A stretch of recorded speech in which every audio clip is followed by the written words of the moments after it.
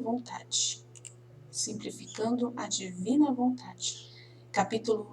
Continuamos capítulo 3, Jesus disse: se você viver na minha vontade, me agrada muito saber que nas gerações futuras eu farei com que todas as outras formas de santidade, humildade, obediência, penitência, desapareçam.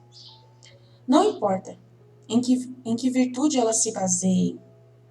Em seu lugar, no lugar dessa santidade, eu farei reaparecer a santidade e viver na minha vontade, que não é uma forma humana de santidade, mas sim uma santidade totalmente divina.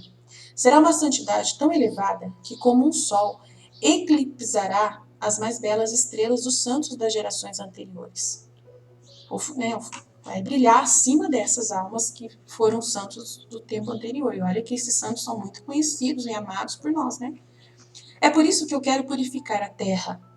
Porque como é agora, tão apegada, a esses santos antigos, a esse pensamento antigo, a terra não é digna de tal maravilha de santidade. Então ele quer purificar a igreja também, porque a igreja também não entende a divina vontade divina. Não entende. A igreja tem muito preconceito contra uma nova visão de santidade, porque se apegou muito aos santos anteriores e à forma dos santos anteriores. Então, Jesus tem uma dificuldade muito grande de trazer a divina vontade para esse tempo agora, em que as pessoas ainda são tão apegadas aos outros santos anteriores. Jesus explicou a Luísa que a santidade de viver na divina vontade é o maior caminho, é o ápice, é o maior caminho espiritual que existe. E quem, nos passos de Luísa, aprender e adquirir este modo de vida, será maior do que qualquer um dos santos do passado. Uau! Isso não é devido aos nossos próprios méritos. Na verdade, será devido ao fato de termos morrido para nós mesmos, para que a vontade divina de Deus possa encontrar um lar em nós. Jesus disse: a santidade de viver na divina vontade é totalmente altruísta.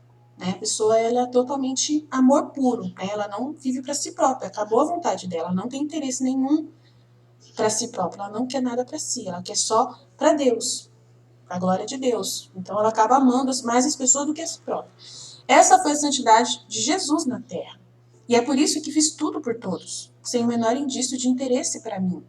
Eu nunca pensava em mim mesmo. Então, é a vida de Jesus na Terra e a vida de Nossa Senhora na Terra. Nós iremos ser iguaizinhos Jesus e Nossa Senhora, como eles viveram na Terra. Jesus disse: como podem as ações que não foram feitas em minha vontade me agradar? Não podem, por mais belas que elas sejam.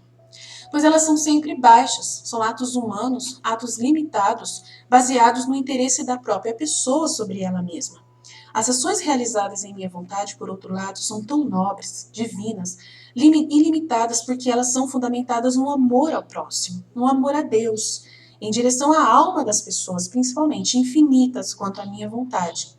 Elas são semelhantes às minhas próprias ações, e eu atribuo a eles o mesmo valor, o mesmo amor e o mesmo poder que meus atos. A Virgem Maria e Luísa foram usados para os desígnios de Deus, para a vontade de Deus. Jesus disse: entre os dois pequeninos, entre as duas pequeninas, entre os pequeninos devo cumprir o propósito da criação do homem e devo realizar meus desígnios.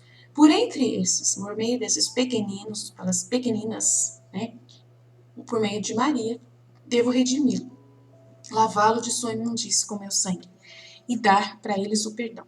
Por meio de outra pequenina, a Luísa, devo devolver o homem o seu início, a sua origem, a vontade divina, a nobreza perdida lá de Adão e Eva, aos laços de minha vontade quebrados por eles. E assim admitimos mais uma vez ao sorriso da minha vontade eterna para deixar a sua vontade humana e a minha se abraçarem e viverem a vida uma na outra. Então aquilo que vocês querem para vocês deixam para mim, eu resolvo.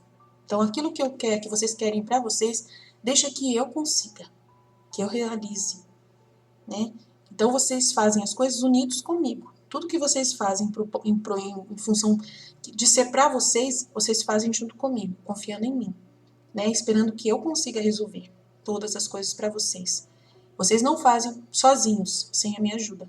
Tudo é comigo, eu estou sempre com vocês. Então é assim. Luísa foi escolhida para este extraordinário papel, por ser simples e humilde. Mas Jesus ainda teve muito cuidado em preservá-la e moldá-la. Por isso, ela levava uma vida tão reclusa. Jesus disse: "Ó, você não sabe o quanto eu tive para lhe dar, para te tornar a depositária da minha vontade. Eu a tirei de todas as fontes da corrupção. Purifiquei sua alma e sua própria natureza humana, para que você não sinta nada por ela, nem eles por vocês." Né? Então, ela desapegou a Luísa das pessoas, desapegou das vontades da terra, né? Ela não tinha fome, nem comida, ela tinha interesse de comer, porque tudo que ela comia vomitava. Então, ele purificou totalmente a alma dela, né? E a própria natureza carnal dela, para ela não ter necessidades, né? Mas só que daí, ao mesmo tempo, a gente questiona, né? Porque ela precisava do padre, que era humano. Só que, no caso, ela precisava do espiritual, do padre. Só a parte espiritual dele, né? Do que ele ia fornecer do ministério espiritual dele. Então, de certa forma. E precisava dos cuidados de uma cuidadora, né? Que cuidava dela, arrumava a cama pra ela, lavava a roupa. Porque ela não podia sair da cama. Então a gente fica meio assim, né? Ele não tirou totalmente ela da dependência humana. Precisava da caridade das outras pessoas do mesmo jeito, né? Mas tudo é espiritual, ela dependia da caridade daquela pessoa. E a caridade daquela pessoa é espiritual, né? Então, tudo o que ela precisava era de Deus mesmo. Né? Deus é que ia mandar essas providências para ela. Então, ela viveu plenamente da divina vontade, se a gente for prestar atenção. Tudo o que fizeram em direção a ela foi por amor de Deus que fizeram, né? Porque ela era uma serva de Deus e daí todo mundo queria o bem dela, as pessoas que gostavam dela queriam o bem dela e acabavam cuidando dela. Mas ela foi purificada realmente do apego à família, apego ao pai. O pai e a mãe morreram rápido, não demoraram muito para morrer, né? A falta das sementes da corrupção é como se faltasse fogo para a lenha. E se eu não te libertei do pecado original, como fiz a minha querida mãe, olha que interessante. A falta das sementes da corrupção é como se faltasse fogo para a lenha. Nossa, que interessante isso aqui, eu nunca tinha percebido esse trecho. E se eu não te libertasse do pecado original, como fiz a minha querida mãe, que foi imaculada, ou ter removido de você aquela semente da corrupção, eu coloquei em operação outro prodígio de graça, nunca concedido a ninguém mais. Então, ele está dando uma divina vontade para uma pessoa, né, que estava ainda com os traços do pecado original nela, né? Olha que interessante. Era próprio da minha vontade, 3 vezes sagrada, descer e tomar posse de uma alma que não havia sido minimamente escurecida pelo mais leve sopro corrupto. Minha vontade não teria se adaptado para tomar posse de você e comunicar-lhe sua ação se eu tivesse visto em você sementes da corrupção. Então, ele purificou ela de tudo para que a vontade divina pudesse descer e tomar posse dela. Né? Minha vontade não teria se adaptado para tomar posse de você e comunicar-lhe sua ação. Então, ele escolheu uma pessoa ligada ao pecado original, mas purificou essa pessoa de toda a origem desse pecado, totalmente, através do batismo, através do crisma, através dos sacramentos, e fez ela ficar totalmente desapegada de si própria, na vontade humana, totalmente purificada em todos os sentidos, né, por amor a ele, para poder a divina vontade se adaptar. E isso acontece com a gente também. A gente também tem que ser batizado, tem que confirmar o batismo, temos que ter confissão, o sacramento da comunhão, ter todos os sacramentos para a gente poder se libertar do pecado original. Então, as pessoas que não são batizadas, que quiserem viver na divina vontade, terão que ser batizadas para poder viver na divina vontade, para serem livres do pecado original, né, libertas pelo batismo. E depois abrir mão da vontade humana, para poder não ter nenhuma semente de corrupção.